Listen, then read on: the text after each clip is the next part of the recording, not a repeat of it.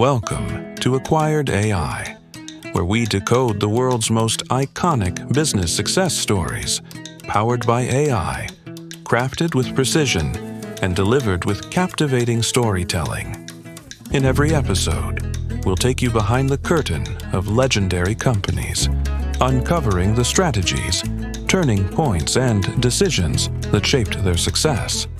No fluff, no repetition, just sharp insights, compelling narratives, and a journey through the moments that made history.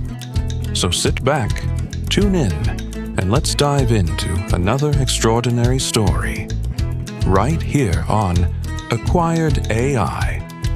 Let's get started.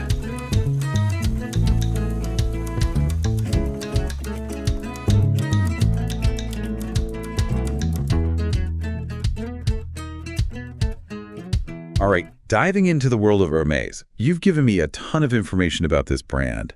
Looks like we're going to uncover the story behind one of the most iconic luxury brands. It really is. From a small Parisian harness workshop to a global luxury giant, we're talking resilience, adaptation, and dedication to craftsmanship that has lasted generations. Yeah, we've got excerpts from books, articles, even a peek into their shareholder structure, which, by the way, I'm really curious about. It all starts in 1837 with Thierry Hermès, a man who embodies resilience. 1837, wow, that's almost 200 years ago. Can you paint me a picture of what the world was like back then? It's hard to even imagine a luxury brand emerging in such a different era. Imagine horse-drawn carriages, cobblestone streets, a world still recovering from the Napoleonic Wars. Thierry Hermès, the founder, he was orphaned because of those wars at just 20 years old. And yet, those same wars, they actually created the conditions that made Hermès possible. So even the origin story of Hermès is tied to this really turbulent period in history. It's almost like, I don't know, a phoenix rising from the ashes. Yeah. It is. The Napoleonic era, it was chaotic, but it created this new social order. And in this new order, appearance and status became super important.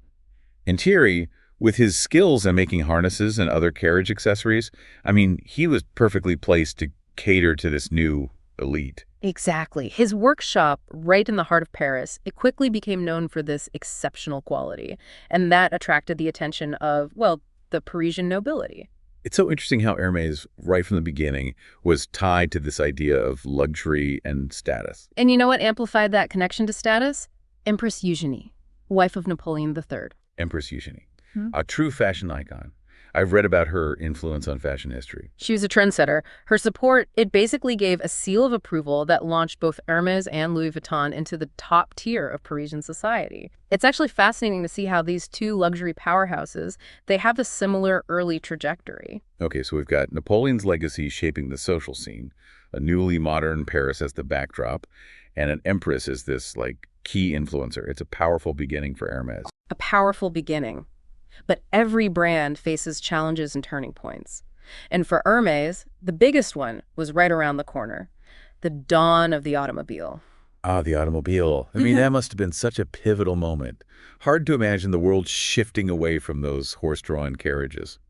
So did Hermès embrace this new technology, or were they holding on to those equestrian roots? Well, Thierry's son, Charles Emile, he inherited the business. And he was hesitant, to say the least. I mean, he was a master craftsman, but maybe not the visionary leader Hermès needed just then. It was his son, Emile Hermès, Thierry's grandson, who steered the brand through this really disruptive period. Makes sense. Sometimes a new generation is needed to really see the opportunity and change. So Emile saw the writing on the wall.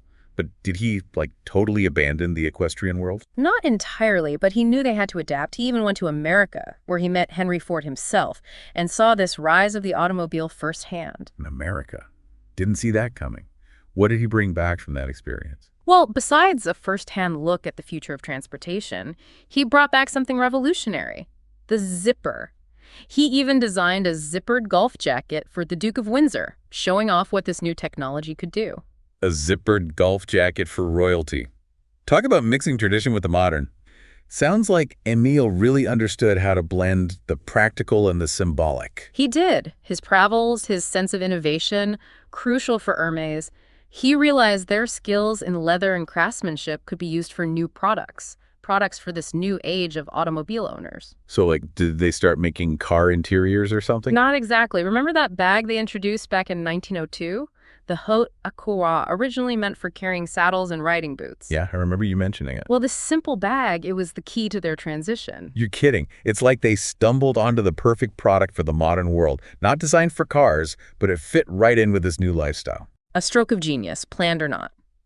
This bag, eventually redesigned and renamed the Kelly, would become a symbol of luxury, a symbol of sophistication, perfect for the automobile age. The Kelly bag. Yeah. It's an icon. Everyone knows it. Exactly.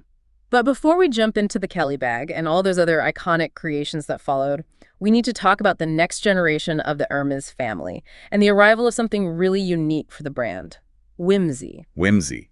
That's not a word you usually hear with luxury brands. Yeah. I'm super curious to see how that plays into the Hermès story. It's what sets Hermès apart. Emile's son-in-law, Robert Dumas, he brought this whole new dimension to the brand. He infused it with art, playfulness. You can still feel it today. So we're moving away from those practical saddles and harnesses into something more artistic and expressive. Exactly. He brought in the iconic silk scarves, created those legendary window displays. He made art a core part of the Hermès DNA. It was a game changer. Silk scarves and window displays. It sounds like Robert Dumas, he got it. He understood that luxury is more than just a product. It's the whole experience, the emotion, the story. Ahead of his time. He laid the groundwork for the Hermès we know and love today. But the story doesn't stop there. The next chapter involves a princess, a paparazzi, and a bag that became an accidental icon. A princess and a paparazzi. This sounds like something straight out of Hollywood.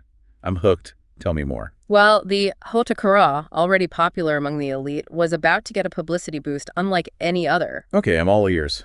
1956. Grace Kelly, the Hollywood actress who became the Princess of Monaco, she was photographed using that bag to shield her pregnancy from the paparazzi. That picture, I know exactly which one you're talking about. That's such an iconic image. Grace Kelly, elegance and privacy, all in one shot. What a lucky break for Hermès. It was a marketing coup, totally unplanned. The image became instantly famous. And the bag, well, people started calling it the Kelly bag. Yeah. And its popularity just skyrocketed. One photograph, that's all it took to have a huge impact on a brand. This Grace Kelly story is the perfect mix of sophistication and, like, serendipity. And that seems to be woven into the entire Hermès story. It does. But the Kelly bag is just one part of the Hermès saga. The next generation, led by Robert Dumas' son, Jean-Louis Dumas, took the brand to new heights. They faced new challenges, created iconic products that redefined luxury for decades to come. Another Dumas at the helm. Is there like a secret family formula for success, or is it all about timing? Jean-Louis Dumas definitely inherited quite a legacy. He did, and he did not disappoint. As we get into the Jean-Louis Dumas era and the birth of another legend, the Birkin bag, we'll see just how big of an impact his leadership had. Get ready for a story of chance encounters on airplanes, innovative designs, and a marketing strategy that totally changed luxury forever. So Jean-Louis Dumas, he takes over as CEO and artistic director in 1978. And he's got this challenge on his hands. It wasn't as easy as, figuring out the whole horses to cars thing. This was about something much deeper. The soul of Hermès. Okay, I'm intrigued. What kind of challenge could shake up a powerhouse like Hermès? The whole landscape of luxury was changing. New names were popping up. Gucci, Armani, they had bold designs. Aggressive marketing. It was a different kind of luxury. More flash, less heritage. It was like old world versus new world. Yeah. So did Jean-Louis Dumas stick to tradition or try to, modernize Hermès? The pressure was intense to follow those trends, to ditch their heritage, to become like those newcomers. Can you imagine? Consultants actually told him to outsource production, close that iconic Faubourg workshop, turn Hermès into like a mass market brand. Whoa, hold on. They wanted to dismantle the very heart of Hermès. I'm surprised he didn't just laugh them out of the room. It sounds crazy now, right? But that was the hot idea back then. Big, bold, mass-produced. But Jean-Louis Dumas, he had a different vision. He knew that the Hermès heritage, that connection to craftsmanship, to tradition, that was their strength. So he didn't completely reject the idea of, keeping up with the times.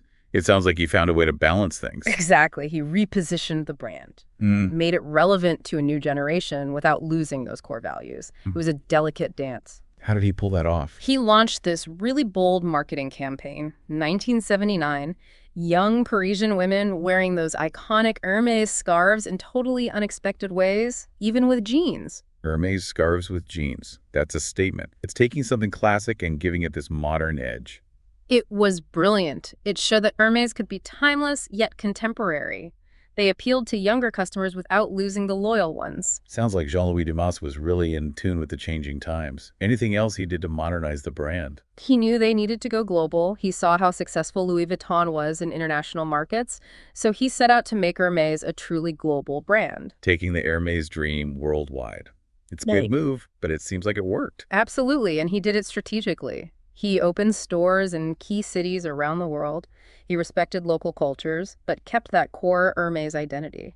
He understood that true luxury transcends borders. It's a tough balance to strike. Appeal to different cultures without losing that special something. It is. But Jean-Louis Dumas, he nailed it. And of course, we can't talk about his era without talking about the birth of another icon, the Birkin bag.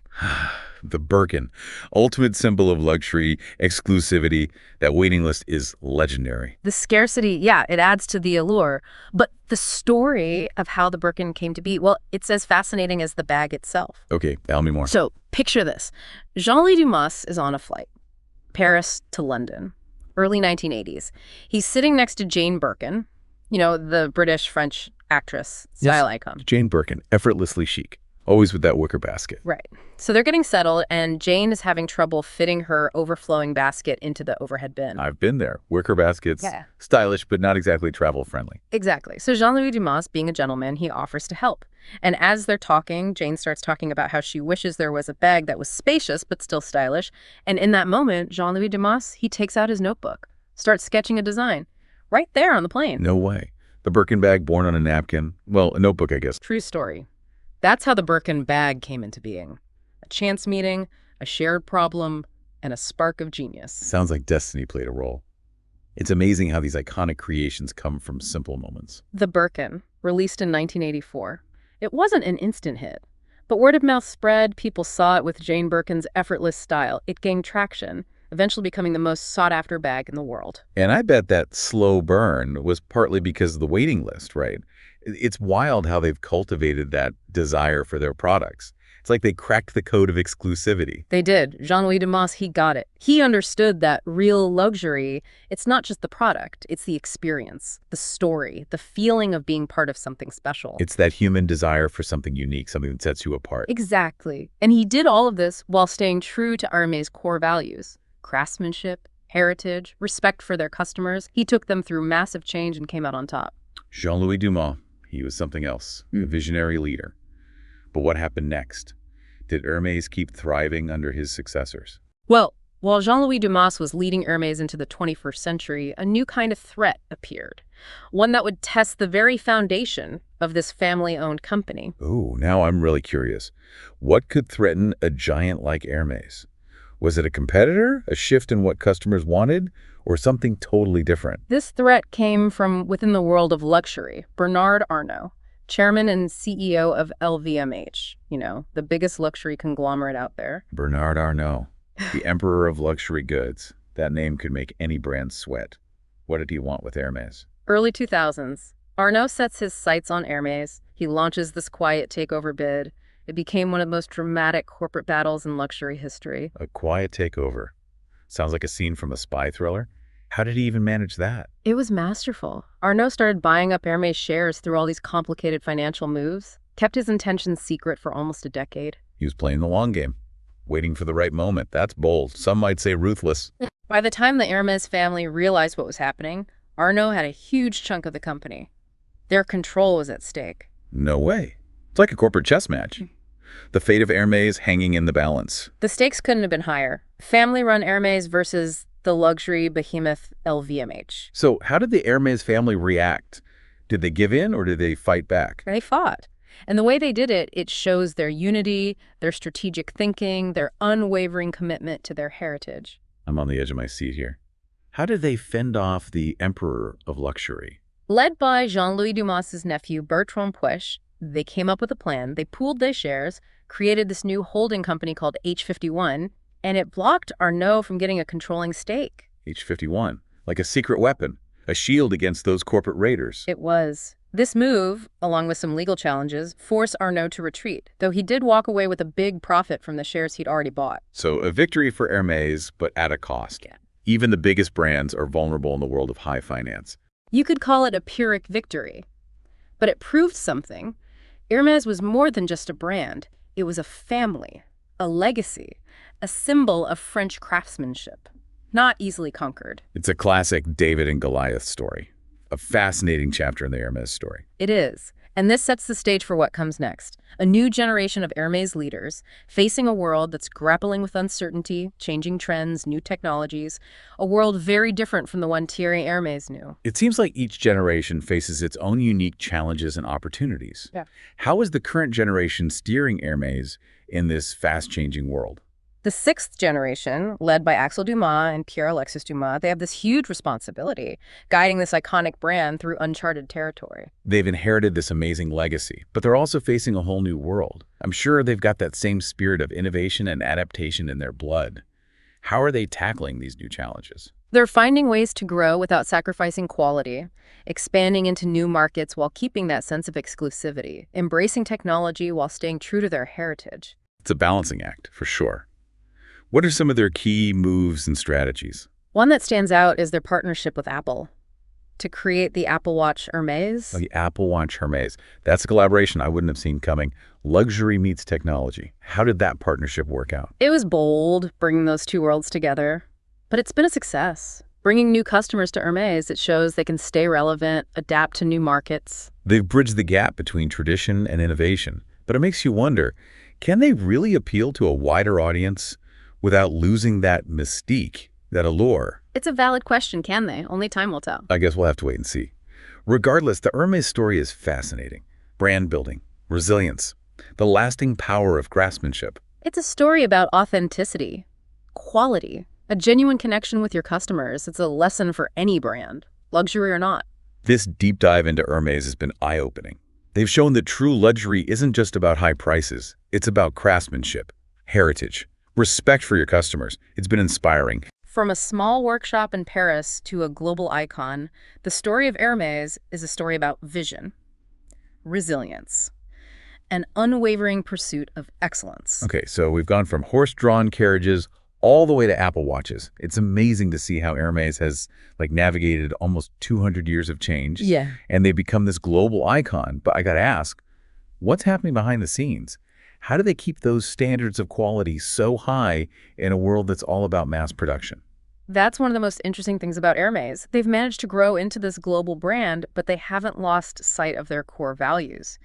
Craftsmanship, artistry. You walk into an Hermès workshop, you see these skilled artisans meticulously crafting every single item by hand. It almost sounds like a contradiction. Yeah. Global luxury brand, but handmade. How does that even work? It's their commitment to quality. They have this unique approach to production. Remember that saddle stitch we were talking about before? Yeah. The one that uses 2 needles creates a stitch that's practically unbreakable. Yeah, the one they use in their bags. Right. And they still do that by hand. Every single bag. No shortcuts, no mass production lines. Oh, that's incredible. I can't even imagine the skill and patience that takes. But how do they even find and train these artisans? I mean, these traditional crafts are becoming so rare. Isn't there a shortage of skilled people who can do this kind of work? It is a challenge, but Hermès has been proactive. They've created their own training programs. They're passing on the knowledge and skills to the next generation. So they're not just preserving a dying art, they're investing in its future. That's really cool. They've got schools, workshops all over France. They offer apprenticeships where these aspiring artisans, they learn from the masters. It's a system that keeps that Hermès legacy of handcrafted luxury alive. Like they've created this whole ecosystem of craftsmanship, a self-sustaining cycle of knowledge and tradition. But we can't really talk about legacy without talking about sustainability, right? Right. Especially for a brand that uses so much leather, exotic skins, natural materials. You're absolutely right. Sustainability, it's huge for any luxury brand these days. Hermès is no different. They've been addressing these concerns, focusing on responsible sourcing and minimizing their environmental impact. Glad to hear that. What are they actually doing? They have really strict rules about where they get their materials from. They're putting money into sustainable farming, especially for the leather suppliers. And they're working on reducing waste, lowering emissions in their whole supply chain. It's an ongoing thing, but they're really trying to be a responsible luxury brand. I like that they're not just talking about sustainability. They're actually doing something about it. That's real commitment. But I'm curious, what's the real secret to Hermès' success? It has to be more than just craftsmanship and exclusivity. What makes them stand out? It's a lot of things, for sure. But I think a big part of it is how well they understand their customers. They've always had this close relationship with them. They understand their needs, their hopes. They can even predict what their customers want even before they know it themselves. It's like they've built this community, a feeling of belonging to something special, something exclusive. Exactly. And they've done it without relying on all those traditional ads and marketing tactics. It's all word of mouth, reputation, that aura of exclusivity. Hermès lets their products, their craftsmanship, their heritage speak for themselves. It's subtle, but it's powerful. Right. And clearly, it's working. They've created a brand that people aspire to that feels timeless. Hermès is proof that being authentic, focusing on quality, having a real connection with your customers, those are the things that bring lasting success. It's a lesson for any brand. This whole deep dive into Hermès has been a real eye-opener. They've shown that true luxury, it goes beyond just expensive stuff. It's about craftsmanship, heritage, treating your customers with respect. It's been inspiring. From that little workshop in Paris to a global icon, the Hermès story is all about vision, resilience, and always striving for the best. You know what? I think I'm going to treat myself to one of those Hermès silk scarves. Just to commemorate this deep dive, maybe even a visit to one of their window displays. Those things are like art. It's clear the Hermès story has really resonated with you. There's just something about their dedication to quality, to tradition, that really speaks to people. Well, thank you for taking us on this journey. I've learned so much about this brand, their history, their strategies, their, soul. The pleasure is all mine. Until next time, keep exploring. Keep diving deep into those brands that inspire. That wraps up this episode of Acquired AI, where AI meets business storytelling to uncover the secrets behind iconic success stories. If you enjoyed today's episode, make sure to subscribe to our newsletter on LinkedIn for exclusive episode briefings, timelines, quizzes, and more insights delivered straight to your inbox. Don't forget to leave us a 5-star review on your favorite podcast platform. It helps us reach more curious minds like yours. And of course, join us again next week as we dive into another legendary business story. This episode was proudly brought to you by Ashi Holding, where vision meets excellence. Until next time, stay curious, stay inspired, and we'll see you on the next episode of Acquired AI.